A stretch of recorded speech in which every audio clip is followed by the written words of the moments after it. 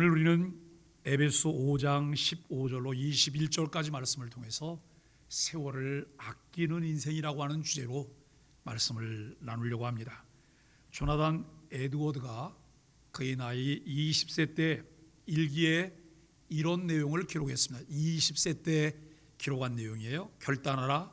한순간의 시간을 결코 잃어버리지 않기 위하여, 그러나 내가 할 수 있는 유일한 방법으로 그 순간을 발전시키기 위해서 나는 결단한다 라고 하는 내용을 일기에 기록했습니다.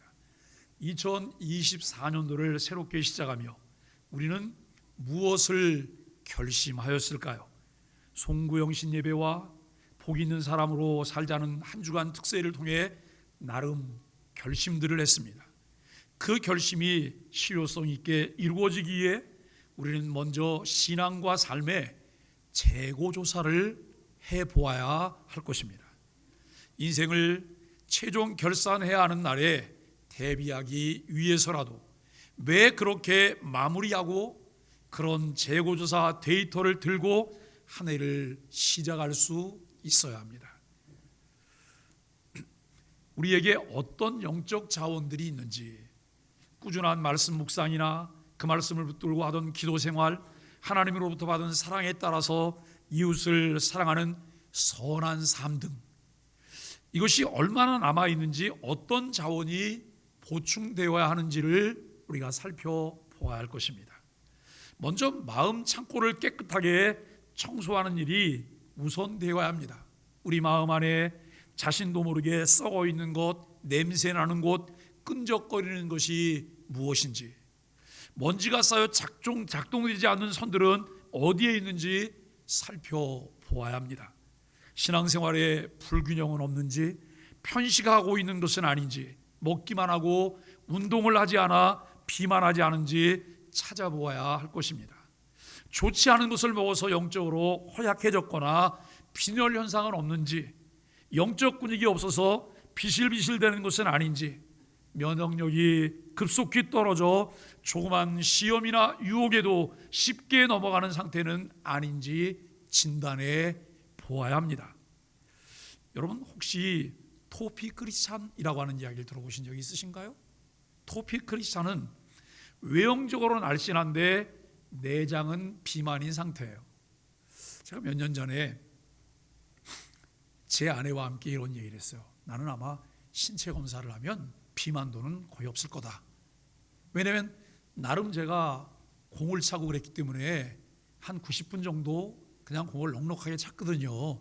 그리고 늘 몸무게는 좀 잘 유지하고 있고, 제가 배가 나온 적이 없었고, 그래서 괜찮을 거라고 그랬어요. 근데 가서 딱 조사를 했더니 비만도가 너무 높은 거예요. 그랬더니 제 아내가 그거 보라고, 운동하면 뭐하고 몸매가 날씬하면 뭐하냐, 음식물 관리를 안 하는데, 띠용 한 대를 제가 맞았어요.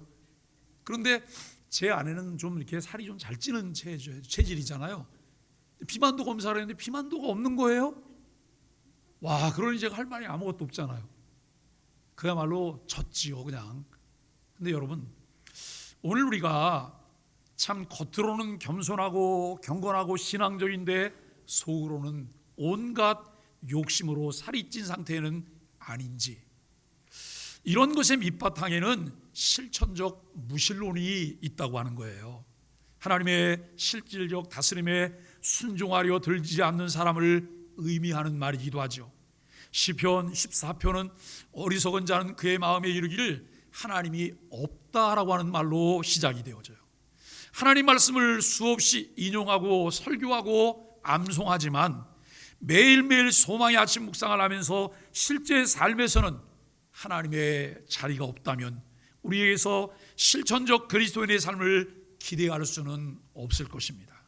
바울은 에베소서 4장 1절부터 시작한 교회 전체에 대한 권면을 본문에서 마무리 지으며 크게 두 가지를 강조하고 있습니다. 첫째는 어리석게 살지 말고 지혜롭게 살라라고 말을 해요.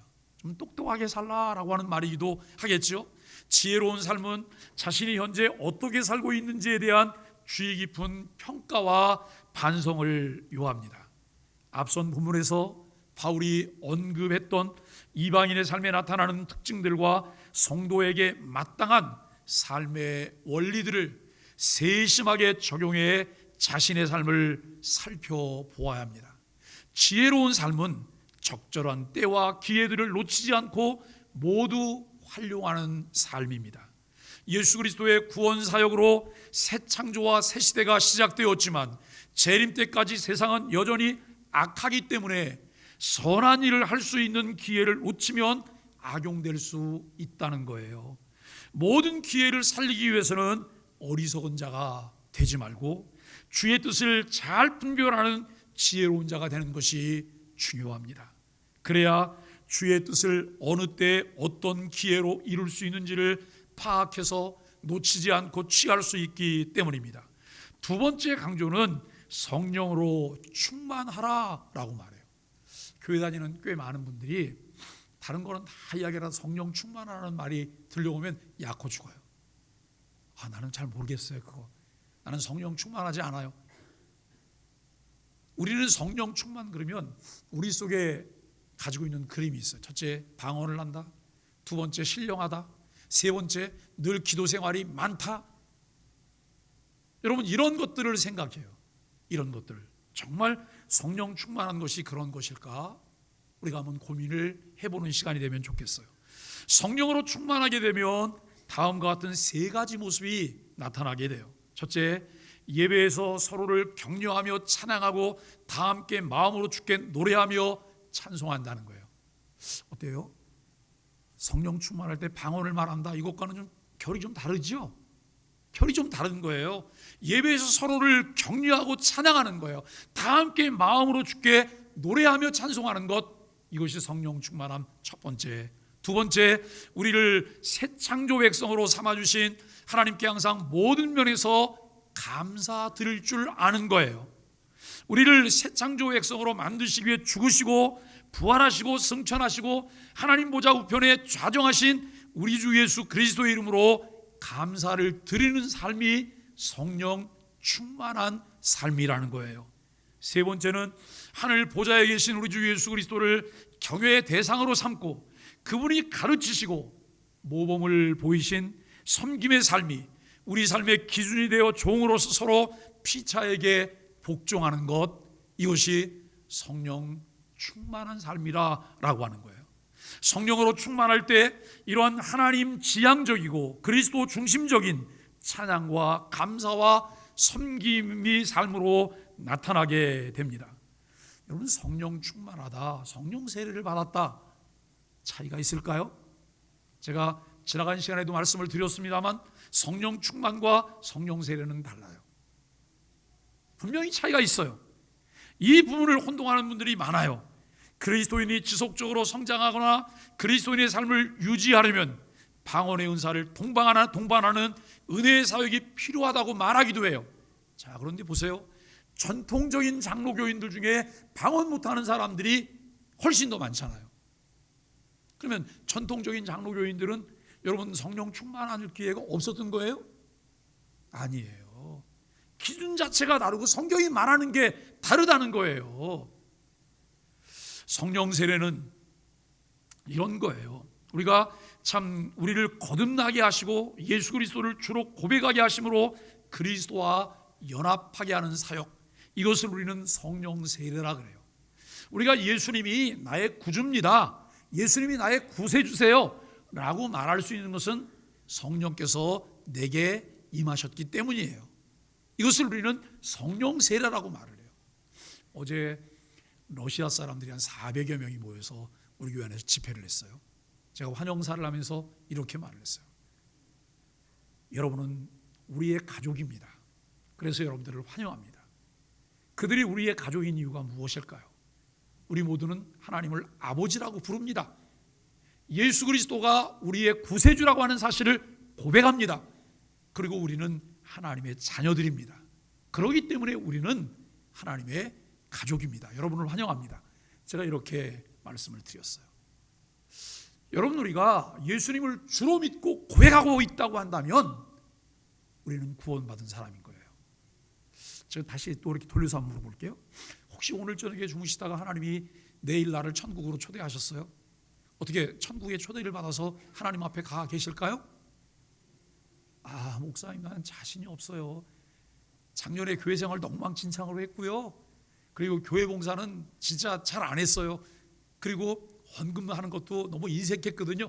그래서 나는 자신이 없어요. 이렇게 말하는 분들은요, 율법주의자들인 거예요. 성경을 잘 이해하지 못한 거예요. 여러분, 아이가 태어나는데 아이가 태어나기 위해서 힘쓴 거 있어요? 아이가 태어나기 위해서 뭘 한 게 있나요? 아무것도 없어요. 아이는 그냥 태어난 거예요. 그 태어나는 과정에 하나님과 부모님들의 역할만 있을 뿐이에요. 우리가 구원받는 것, 외부에서 우리에게 주어진 은혜에 의해서 우리가 거저받은 거예요. 믿음으로 구원을 받았다고 말하지만 믿음 자체도 하나님이 내게 주신 은혜인 거예요. 성령님이 내 안에 내주에 계셔서 예수님이 구주라고 고백할 수 있게 하셨어요. 이것으로 우리는 천국 백성의 자격을 얻게 된 거예요. 하나님 나라의 생명책에 이름이 기록된 거예요. 여러분, 이것을 보고 우리는 성령 세례라라고 말을 해요. 성령님의 사역은 우리가 그리스도인이 되는 것을 최우선에 둬요. 세례는 그리스도인의 삶을 시작하게 하는 성례이기 때문에 세례라고 부르는 것이 맞습니다. 성령 세례는 어린아이가 태어나는 것과 같아요. 그러나 성령 충만을 받으라는 것은 모든 그리스도인들에게 촉구해요. 성령 충만은 예수를 구주로 영접한 모든 그리스도인들이 이제는 하나님의 통치와 인도하심에 순종하기 위해 필요한 거예요. 예수 그리스도를 구주로 믿게 될 때 우리의 삶의 주권을 하나님께 양도해요. 이제는 내가 내 삶의 주인이 아니라 주님께서 내 삶의 주인이십니다. 내 삶의 주인이십니다. 모든 주권을 그분께 다 양도해요. 그분의 다스림에 온전히 순종한다고 하는 의미지요. 온전히 순종하는 사람들에게 각 사람의 필요를 따라 성령의 은사를 선물로 주시는 거예요. 여러분, 성령 충만함은 그분께 모든 것을 맡겨드리고 그분의 통치에 순종할 때 순종하는 정도에 따라서 충만함 자체가 달라지잖아요. 이 컵에 물을 채우는데 여러분, 물을 10%만 채웠어요? 이걸 보고 우리가 충만하다고 말하지 않아요. 여러분, 20%, 50%를 채웠어요? 충만하다고 말하지 않아요. 100%를 채웠더니 물이 흘러넘치기 시작해요. 비로소 그때 무슨 이야기를 해요? 충만하다고 하는 말을 하는 거예요. 오늘 우리가 하나님께서 우리에게 말씀하여 주시고 그분의 인도하심, 그분의 주권을 인정하고 다스리심에 온전히 순종하는 삶이 이루어질 때 성령 충만하다. 이미 내가 예수 그리스도를 주로 믿고 고백할 때 내 안에 내주에 계시며 거처를 정하신 성령님이잖아요. 그런데 그분을 우리 마음 가운데 여러분 한 구석에다가 몰아놓고 이렇게 다 싸맨 것이 아니라 그분이 내 삶의 주인이 되시도록 우리가 늘 그분의 인도하심에 민감하고 순종하는 삶, 이것이 성령 충만한 삶이라고 말씀을 드릴 수가 있습니다. 여러분, 우리가 순종하는 사람들에게 각 사람의 필요를 따라 성령의 은사를 선물로 주세요. 성령의 은사는 선물이잖아요. 값없이 주시는 선물이에요. 그런데 이 선물을 왜 주실까요? 각 사람의 필요를 따라. 뭐 하라고요? 잘난 척 하시라고요? 다른 사람 약호 죽이라고요? 여러분, 방언의 은사를 받았거든 조용히 기도하셔야 돼요. 혼자 있을 때만 여러분 있는 대로 소리를 지르면서 기도하셔도 상관없어요. 그런데 누군가 있으면 조용히 기도하셔야 돼요. 왜요? 덕이 되지 않기 때문에요. 덕이 되지 않기. 그런데 여러분, 그런 것도 모르고 그냥 막 사람들이 있는데 방언으로 냅다 기도를. 처음 교회 온 사람은 그 사람을 보고 뭐라고 생각해요? 에휴, 맛이 갔네, 맛이 갔어. 에? 미쳤군. 그렇게 생각하는 거예요. 우리가 여러분 막 교회가 열광적으로 통성으로 기도하잖아요. 우리는 그게 좋은 거예요. 그런데 처음 교회 온 사람들이나 아이들은 그걸 보면서 내가 여기 저 못 올 때 왔나 보다고 생각해요. 우리는 때와 장소를 구분하시고 그 다음에 어떻게 하면 더 유익하고 덕이 될까를 생각하는 일들이 우리에게 필요해요. 이 은사를 주시는 것은 교회를 세우기 위한 하나님의 선물이라는 거예요. 세월을 아끼는 지혜로운 인생으로 살아가기 위해 우리는 좀 더 본문이 말하려고 하는 것을 찾을 필요가 있습니다. 지혜는 하나님으로부터 나와요. 하나님이 정하신 질서와 원리가 지혜이기 때문에 그렇습니다. 따라서 지혜의 근원이신 하나님과의 관계가 모든 영역에서 우리 삶의 방식과 결과를 결정합니다. 바울은 본문에서 어리석은 세상에서 지혜 있는 자로 살 것을 우리에게 촉구하고 있습니다. 오늘 15절과 16절을 보면 세월을 아끼는 법을 깨달으라 라고 말을 해요. 바울은 어떻게 행할지를 자세히 주의하여 지혜 있는 자같이 하라고 말하고 있습니다. 지혜 없는 자는 자기가 추구하는 최고선을 하나님이 아니라 세상에서 찾으려고 하는 사람들이에요. 그러나 그리스도 안에 지혜와 지식의 모든 보화가 감추어져 있기에 다른 곳에서는 그것을 찾을 수 없습니다. 빛의 자녀들은 자기에게 주어진 삶을 어떻게 살아야 할지를 주의 깊게 살피면서 오직 그리스도 안에서 지혜를 발견해야 합니다.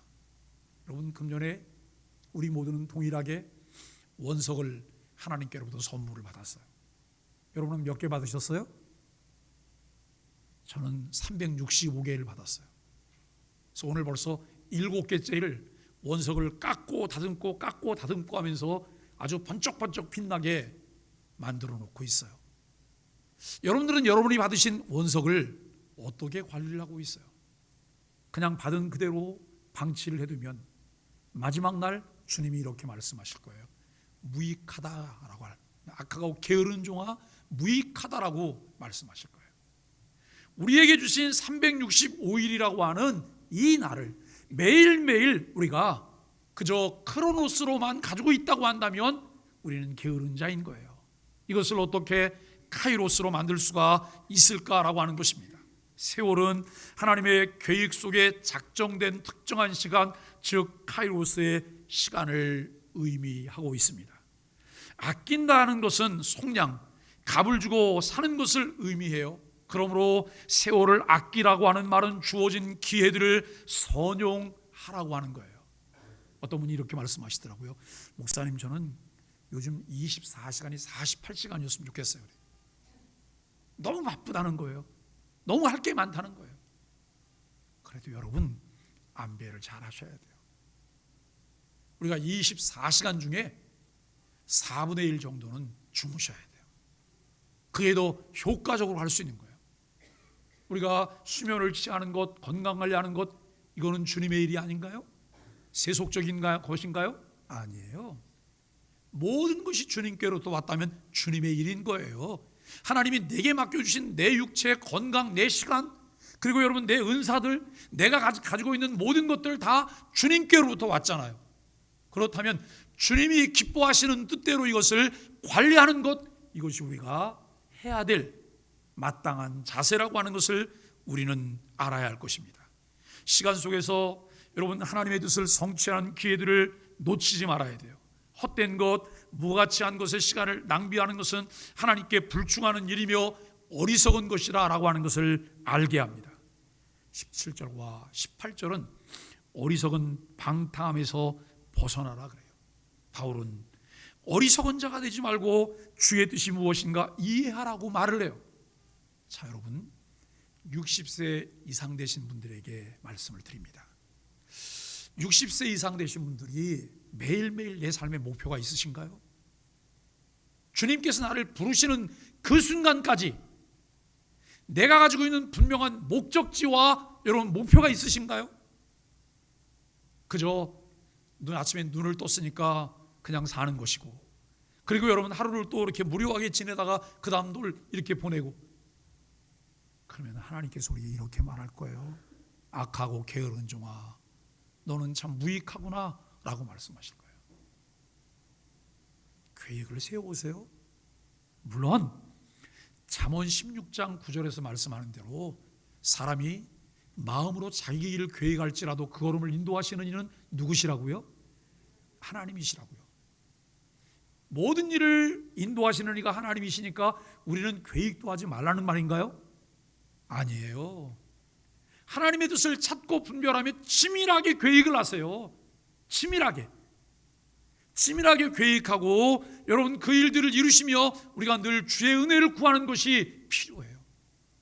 주님께서 나에게 70살까지만, 80살까지만, 90살까지만, 100살까지만, 100세를 넘기도록 하나님이 시간을 허락하셨다면 하나님 늘 삶 가운데 최선을 다해서 하나님이 주신 것들을 마음껏 즐기다가 이렇게 왔어요 라고 얘기해야 되잖아요. 그러죠? 요즘은 수명이 길어지셔서 6학년, 7학년 누가 이제 그런 얘기를 하시더라고요. 65세가 넘어서 경로 우대증을 받았다고 그래요. 이제 경로당 회원도 된다. 제가 그래서 뭐라 그런지 아세요? 가지 마세요 그랬어요. 가지 마세요. 가봤자 엉아들 등살에 살 수가 없어요. 어디 무슨 65세가 무슨 경로당이라고 그런 얘기를 하세요. 예? 70세가 넘은 분도 경로당에 갔더니 엉아들이 심부름만 시켜서 안 가고 싶다고 하는 얘기를 하세요. 이제는 30년을 깎으세요. 30년을 60이다 그러면 이제부터 청춘이라고 생각하시고 여러분 그때부터 뭔가를 새롭게 계획하시는 것이 좋지 않을까요? 마음에 따라 달라요. 내가 벌써 60이 넘고 70이 돼서 이제는 꼬부랑 깽깽 이제 노인이 됐어 이렇게 생각하시면 노인으로 사시다가 돌아가시는 거예요. 저는 그냥 나이를 세웠어요. 영원한 39세로. 영원한 39세로. 그렇게 살려고 생각하고 제가 가끔 이제 저희 가족도 그러고 얘기를 하다가 그런 얘기, 나는 107세까지 살 거라고. 처음에 그 얘기할 때는 사람들이 무슨 107세를 어떻게, 요즘은 120세까지도 살겠다고 얘기해요. 근데 솔직히 자신이 있을까요? 자신은 없어요. 그러나 하루하루 최선을 다하면서 사는 거예요. 우리가 여러분 하나님을 믿는다고 하면서도 두려움 없이 불순종하는 사람들이 있어요. 여러분 이분들을 보고 뭐라고 말해요? 간이 많이 부은 사람들이라 그래요. 예? 간이 많이 부은 사람들이다. 조금 더 좀 속된 말로 심하게 말하면 간이 어떻게 된 사람이에요? 배 밖으로 튀어나온 사람들이다. 왜냐하면 하나님이 안 계신 것처럼 살아요. 근데 교회 안에도 이런 분들이 계시다는 거예요. 우리는 입으로 하나님을 시인하면서도 행위로 부인하는 어리석은 자가 되지 말아야 합니다. 바울은 술 취하지 말고 오직 성령으로 충만함을 받으라고 18절에서 당부해요. 성령으로 충만한 것은 성령께서 내 마음과 삶을 온전히 이끌어 가시도록 삶의 주도권을 그분에게 내어드리는 것이라고 말씀합니다. 바울은 현재 명령형으로 당부해요. 성령 충만은 단회적인 사건이 아니에요. 지속적이어야 하는 상태인 것을 말해요. 성령으로 충만함으로 그분의 지혜와 능력을 의지할 때 하나님의 뜻이 무엇인지 알게 된다는 거예요. 그러니까 여러분 성령 충만함이 방언말하고 막 그런 거라 그랬어요? 성령 충만할 때 나타날 수 있는 한 현상일 수 있는 거예요. 그게. 그런데 여러분 성령 충만함은 뭐냐면 그분에게 온전히 순종하는 거예요. 그분의 다스림에 온전히 순종하는 거예요. 근데 이렇게 말을 해요. 근데 목사님 뭐가 뭔지 몰라서 순종 못하겠어요. 정말 뭐가 뭔지 몰라서 순종 못하는 마음이 있으세요? 매일 아침에 10분짜리 영상을 유튜브를 통해 보내고 있잖아요. 그 유튜브를 통해 10분짜리 영상을 이렇게 보시면 말씀이 깔끔해요. 다른 이야기 사족들이 없어요. 본문이 말하려고 하는 것을 소개하고 있는 거예요. 그걸 따라가시면 되는 거죠. 거기에 답이 있고 거기에 길이 있어요. 우리가 하나님 말씀을 알아가고 하나님 말씀을 통해서 더 하나님을 기쁘시게 하는 사람들이 될 수 있다는 거예요. 성령으로 충만함으로 우리가 정말 하나님의 뜻이 무엇인지를 찾는 것. 여러분 19절로 21절은 온전한 예배 공동체를 세우라라고 말을 해요. 바울은 성령 충만한 삶을 신비적 체험이 아닌 일상의 모습으로 소개하고 있어요. 먼저 시와 찬송과 신령한 노래들로 서로 화답하며 주를 찬송하는 삶이에요. 우리가 여러분 3절로 5절 말씀에 보면 더러운 말은 입에 올리지도 말라 그래요. 더러운 말은 입에 올리지도 말라. 누추한 말은 하지도 말라는 거예요. 이렇게 경고했던 바울은 서로 화답하며 찬양하라고 권하고 있습니다. 중요한 것은 입술로만이 아니라 너희 마음으로 불러야 한다는 것입니다. 찬양은 성령 충만할 때 나타나는 한 모습이죠. 우리는 찬양함으로 성령 충만에 이룰 수 있고 성령 충만의 결과로 찬양할 수 있습니다. 바울은 성령 충만한 삶은 또한 피차 하나님께 감사하고 피차 복종하는 삶이라고 말을 해요. 내가 성령 충만하다 그러면 그분은 입만 열면 뭐가 튀어나오면 감사합니다. 어떤 분은 입만 열면 그래요. 아유 죽겠네. 아유 죽겠네. 그래 보세요. 금세 죽을 일이 생기지. 그런데 입만 열면 감사하대요. 뭐가 감사해요? 모든 게 다 감사하대요. 정말 모든 게 감사해요. 조금만 더 생각해보고 한 번만 더 이렇게 돌아보면 감사하지 않을 만한 게 아무것도 없어요. 그런데 보자기를 풀어헤치지 않다 보니까 매일 표면에 있는 죽겠다만 말해요. 죽겠다. 여러분 죽겠다라고 하는 말이 입에 붙은 분이 계시면 오늘부터 말을 바꿔보세요. 죽게 있다. 죽게 있다 그래요. 예? 내 삶이 죽게 있다. 이렇게 바꿔보세요. 은혜가 다를 거예요. 우리는 그리고 또 한 가지는 피차 복종하는 거예요. 피차. 자녀가 부모에게, 아내가 남편에게, 남편이 아내에게 피차 복종하고 사랑하는 일들이 벌어지는 거예요. 누가 그런 얘기를 하더라고요. 에휴, 목사님 부부도 살다 보면 마음에 안 드는 게 얼마나 많은지 아세요? 살다 보면 그만 살고 싶을 때가 얼마나 많은지 아세요? 그렇게 그만 살려고 맘먹고 그만 살면 아마 이 땅에 부부로 살아갈 사람이 하나도 없을 거예요 라고 말을 해요. 그 말 틀리지 않아요. 그럼 부부가 서로 마음에 안 드는 게 있다면 부모와 형제간은 어떨까요? 부모와 형제간, 부모와 자녀간 여기도 마음에 안 드는 건 많거든요. 그러면 처음 만난 교인들이나 교회 안에 생활하던 교인들과는 어떠세요? 다 마음에 드세요? 여러분 담임 목사가 마음에 쏙 드세요? 마음에 들긴 뭐가 마음에 들어요? 마음에 드는 구석이 하나도 없죠. 그런데 성경은 이렇게 말을 해요.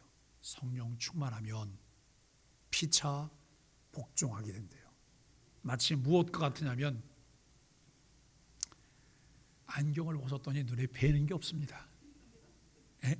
안 보이세요? 누가 누군지. 그냥 누군지 아니까 저분은 누굴 거야 이렇게 윤곽만 보이는 거예요. 그런데요 안경을 딱 썼더니 얼마나 선명하게 잘 보이는지 몰라요. 나는 복종할 수가 없어요. 나는 사랑할 수가 없어요. 그런데 내 안에 주인으로 좌정에 계신 성령님께서 말씀하시는 대로 순종했더니 사랑하게 되고 복종하게 되는 거예요. 이것이 하나님의 은혜라고 하는 것을 생각합니다. 성도는 항상 그리고 모든 일에 감사해야 합니다. 삶에는 감사할 일이 항상 있습니다. 감사가 없을 때는 성령으로 충만한 삶이 아닙니다. 성령 충만할 때 피차 복종하는 삶이 나타납니다. 강요나 억지로 하는 것이 아니라 자발적으로 자신을 낮추고 상대를 높이게 된다는 것이죠. 상호 존중하고 배려하며 교제하는 곳에 하나님의 나라가 나타납니다. 이 모습이 죽기까지 복종하신 예수님의 모습이고 성령으로 충만한 삶에 나타나는 예수님 닮아가는 삶입니다. 사랑하는 소망의 가족 여러분, 세상의 지혜는 스스로를 높이는 방법을 제시합니다. 그와 달리 스스로 낮아지심으로 죄인들을 구원하시는 주님의 자기 희생을 본받아 행하는 것이 성령의 지혜입니다. 그리스도인은 언제나 성령의 지혜를 따라 행함으로 하나님을 기쁘시게 하는 삶을 살아야 한다는 것이죠. 지혜는 단순한 처세의 요령이 아닙니다. 하나님의 성품과 섭리를 알아감으로 얻는 삶의 방식입니다. 우리 소망의 교회는 2024년을 교회를 든든하게 세워가는 원년으로 삼고 새롭게 출발합니다. 교회가 역점을 두고 있는 소망의 아침 묵상과 2월부터 시작되게 될 하나님 나라 관점에서 보게 될 성경 관통을 통해서 하나님을 아는 지식을 더 알아가려고 해요. 여러분 2월 달부터 16주간 계속해서 하나님 나라 관점에서 성경 명제를 창세기부터 요한계시록까지를 16주간 동안 보게 돼요. 이걸 보고 나면 우리 마음에서 이런 말이 그냥 성경이 보이네? 하나님 나라가 보이네? 이런 마음이 저절로 들게 될 거예요. 기대하시고 우리가 함께 말씀을 나누시게 되기를 바라고, 매일 월요일부터 금요일까지 10분짜리 영상이 지금 계속 나가고 있어요. 요즘 사무엘 하려고 있어요. 지금 코로나가 시작되면서 지금까지 거의 4년을 계속 지금 하고 있는데 성경 꽤 많은 것들을 차례대로 지금 말씀을 나누고 있어요. 여러분, 교회가 그렇게 가는데도 교회와 전혀 관계없이 사신다면 그분은 딴 세상에서 사실 거예요. 딴 세상에서 다른 생각을 하실 거예요. 그러다가 주일날 교회 와서 여러분 마음 가운데 은혜가 될까요? 은혜가 되기는 어려울 거예요. 교회와 같은 정서로 우리가 함께 신앙생활하면서 가실 수 있으실까요? 아니에요. 전혀 다른 세상을 살게 될 것이라고 하는 거예요. 하나님의 뜻을 발견하고 이루는 삶, 성령으로 충만함을 받아 서로 화답하고 찬송하는 삶, 모든 일에 항상 감사하며 서로 섬기는 삶으로 세상에 참된 지혜를 드러내는 2024년도 소망의 가족들이 되시기를 예수 그리스도의 이름으로 간절히 축복합니다. 우리 옆 사람과 인사하겠습니다. 아시레. 이 아시레라는 말이, 이 말이 이런 말이더라고요. 복덩이요, 복댕이요 라고 하는 말이에요. 한번 인사 한번 해보실까요? 당신은 복댕입니다. 근데 여러분, 왜 복댕이라 그러면서 눈을 흘기세요? 우리가 서로가 복댕인 것을 인정하시고 하나님이 주신 은혜를 누릴 수 있게 되기를 바랍니다. 우리 549장 찬송하겠습니다.